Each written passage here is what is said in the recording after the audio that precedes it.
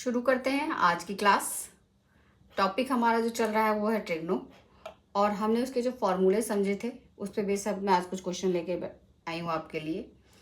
Formula जो था हमारा, पहला फार्मूला था साइन 90 माइनस थीटा। इस पे बेस हम कुछ क्वेश्चंस कर चुके हैं, एक क्वेश्चन और कराऊंगी, देन हम लोग उसके आगे बढ़ेंगे। Cos 90 minus theta is equal to sine theta. इसका प्रूफ मैं आपको प्रीवियस क्लास में बता चुकी हूँ, तो इसलिए मैं आपको इसका प्रूफ नहीं बता रही हूँ। इसके कुछ क्वेश्चंस भी मैं करा रही हूँ, स्पेशली वो क्वेश्चन जो बोर्ड में आए हुए हैं।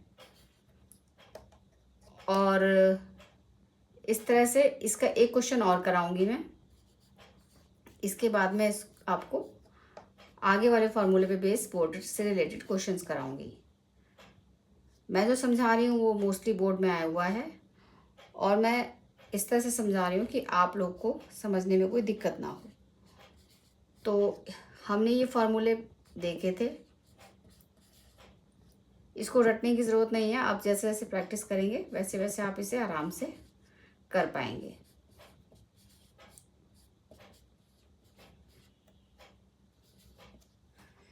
ये फॉर्मूलेज थे जो हमने प्रूव करके निकाले थे। इस पे बेस्ड जो क्वेश्चन है वो क्वेश्चन है, ये है। क्वेश्चन देखने में बहुत लेंदी लगता है, लेकिन जब आप इसे करने लगेंगे तो ये आपको बिल्कुल इजी लगेगा, और आप प्रैक्टिस करते रहेंगे तो और आसानी से आप इसको कर पाएंगे कम टाइम में। यह है 3 साइन 43 डिग्री कॉस 47 डिग्री, और इसका है स्क्वायर। इसके बाद है अगली टर्म माइनस में, इसको मैं नीचे लिख रही हूँ लंबी टर्म में। कॉस 37 कॉसेक 53, और इसके डिनोमिनेटर में फिर एक लंबी टर्म है, ये है tan 5 tan 25 tan 45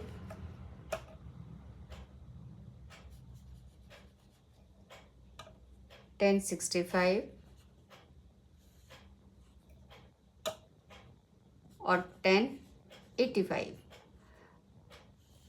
मैं इस टर्म को आपको दोबारा सॉल्व करके नहीं बताऊंगी, क्योंकि इसका सॉल्यूशन हम 2 क्वेश्चंस में हम देख चुके हैं कि इसका जो आंसर होता है इस पूरी टर्म का वो 1 होता है। हमारे पास इसकी वैल्यू आती है tan 45 की 1, बाकी ये इससे कट जाता है, ये इससे कट जाता है, क्योंकि ये जो होगा वो होगा tan 90 माइनस 85 जो कॉट थीटा होगा, और ये tan थीटा ये डिवाइड हो जाएगा एक दूसरे से। इसी तरह से ये tan 25 को हम लिखेंगे tan 90 माइनस 65, और ये हो जाएगा cot 65, और tan 65 इन दोनों का मल्टीप्लिकेशन 1 होगा। तो इस पूरी टर्म की वैल्यू जो है आप इजीली बता सकते हैं कि 1 होगा।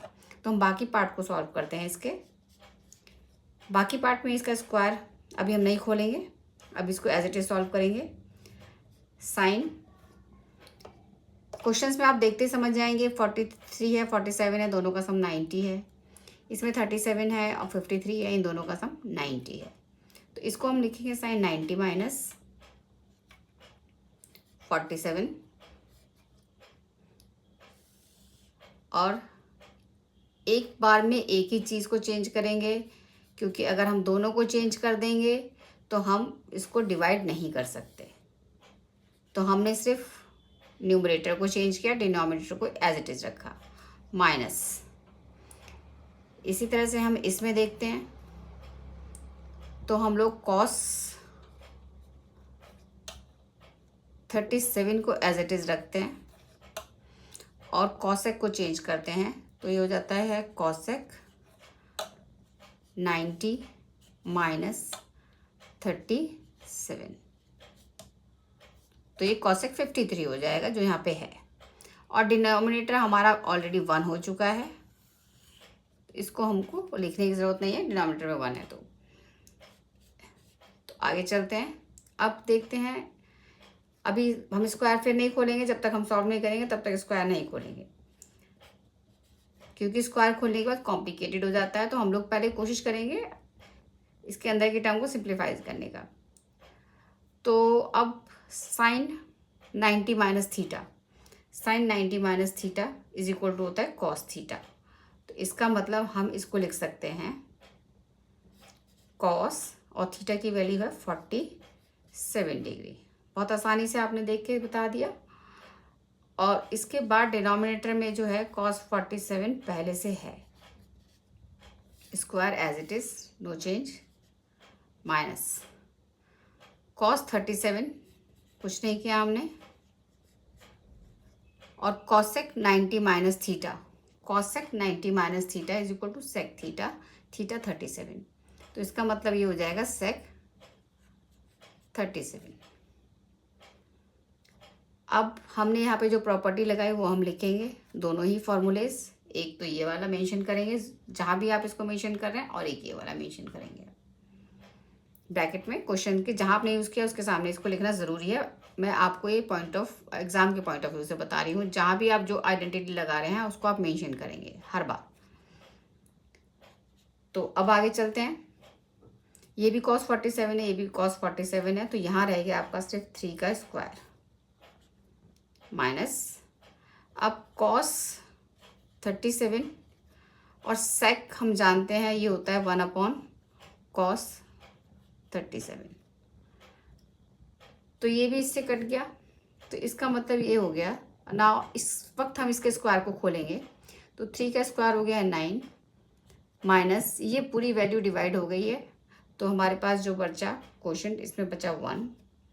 इसका मतलब इस पूरी इतने लंबे सम का जो आंसर आया वो सिर्फ आया 8।